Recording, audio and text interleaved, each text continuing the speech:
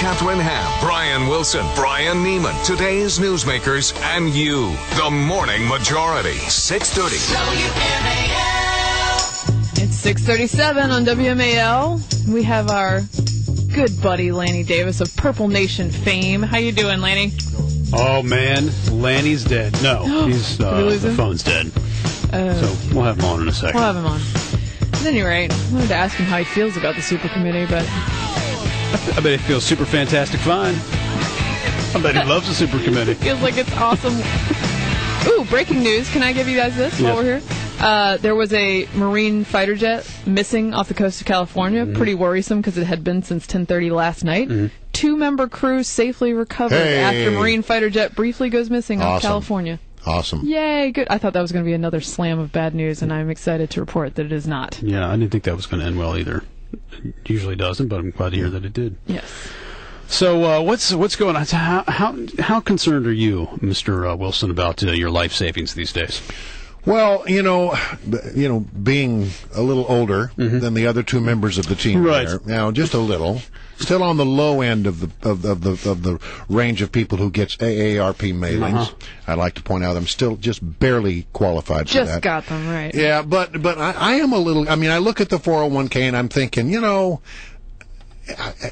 would it be enough? And then, and I begin, some days I look and say, it's going to be okay. And then when it drops dramatically, well, to be honest with you, I haven't had the guts to look at it in several days, but I know that it means for a lot of people in America, and I don't think it really applies to me, but it does apply to a lot of people, that when it drops so significantly, you really have to think, well, now can I afford to retire? Right. Am I going to have to stay in the workplace You got longer? a lot of ground to make up. That's right. Lanny Davis is of retirement age. A lot of people wish you were retired, Lanny. That's brutal. I'm sorry. I'm just joking. That's ugly. You look at these things on a regular basis, the market going down like that. Do you think that actually pushes us possibly closer to some kind of long-term deficit reduction debt deal in the upcoming weeks as the supercommittee is scheduled to meet in the next couple of months?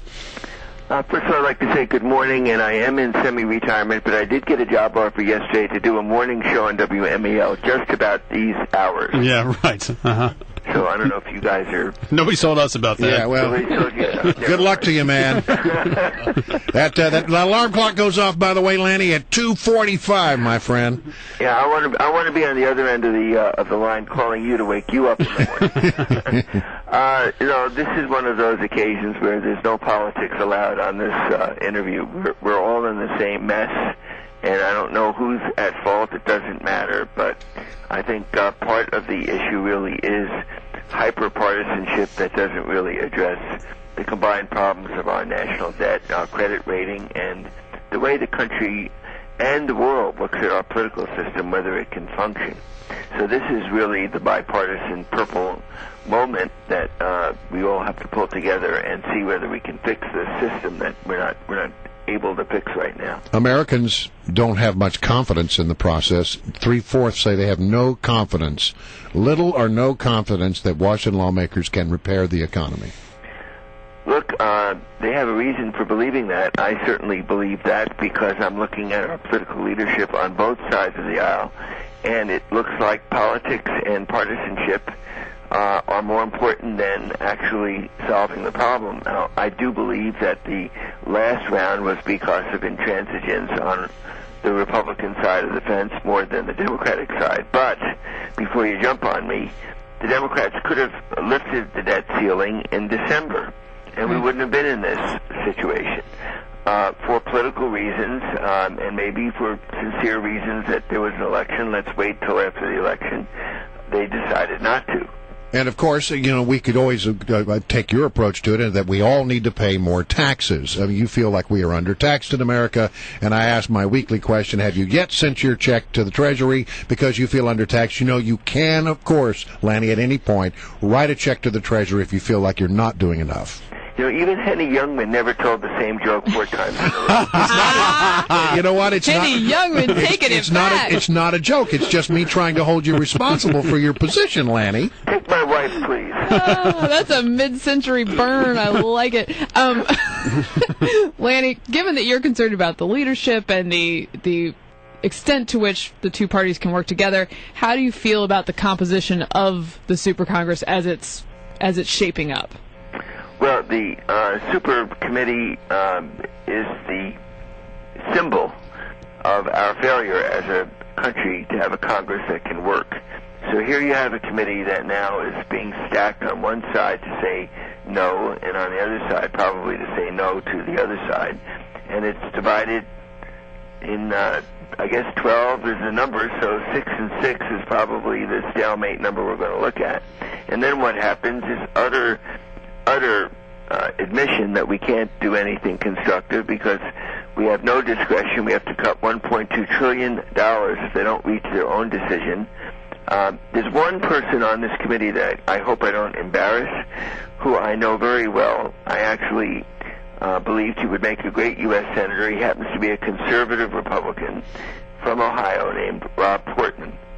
And if I haven't embarrassed him so far, I think he's the one person of those 12 who has the ability to consider the national interest before he worries about the Tea Party or signing pledges or anything that has anything other than to do with the national interest. And so I would say the Simpson-Bowles Commission report is the template for that Super Congress Committee, and Rob Portman is the key vote to do what needs to be done, which is an even-handed, close tax loopholes and increase taxes for those that are wealthy.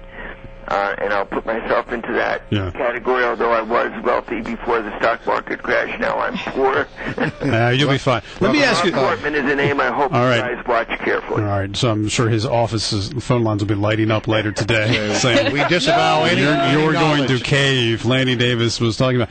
How do you feel about the President of the United States these days? A lot of people on the left are fed up with him. I mean, look, the debt deal wasn't his finest hour. I thought he was very weak at times. John Boehner, in my opinion, was the de facto president at points a couple of weeks ago. And then past the debt crisis, we get downgraded. He's out there talking. The market goes down even further.